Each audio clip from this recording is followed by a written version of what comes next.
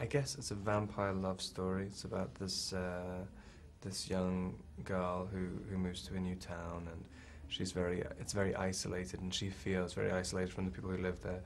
And then she meets this guy, and he's really weird, and and then she finds out he's a vampire. Yeah, that old little chestnut.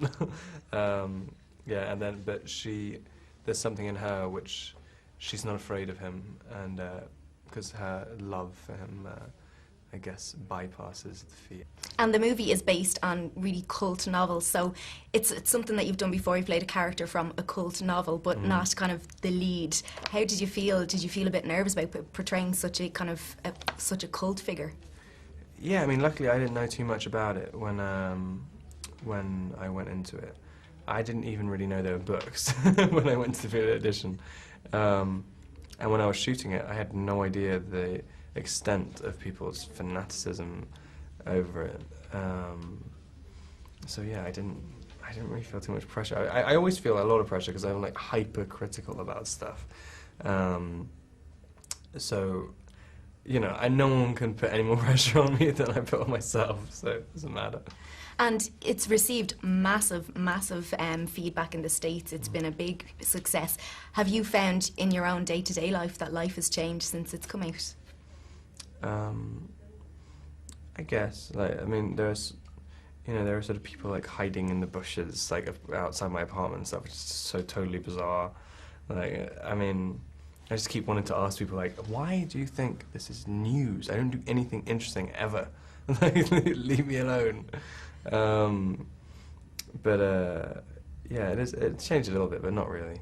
Is it strange seeing yourself like on the side of buses when you're like walking down the street? It is a little, yeah. I remember the first time that happened with Harry Potter. I was just like, literally, it feels like you're in 1984 or something. You're just running away, and then your face is like dum dum dum. You're just like, I don't know. There's a few rumours going around on the internet, and of course they're gospel. And one of them is that you didn't wash your hair for 6 weeks. Is that true? Did you suddenly look at my hair and think of that? No. No. Looks like it's true. I don't know. Well, yeah, probably. At some point in my life, I have no idea. It's the weirdest thing. I've been accentuating the lie as well. Not extenuating.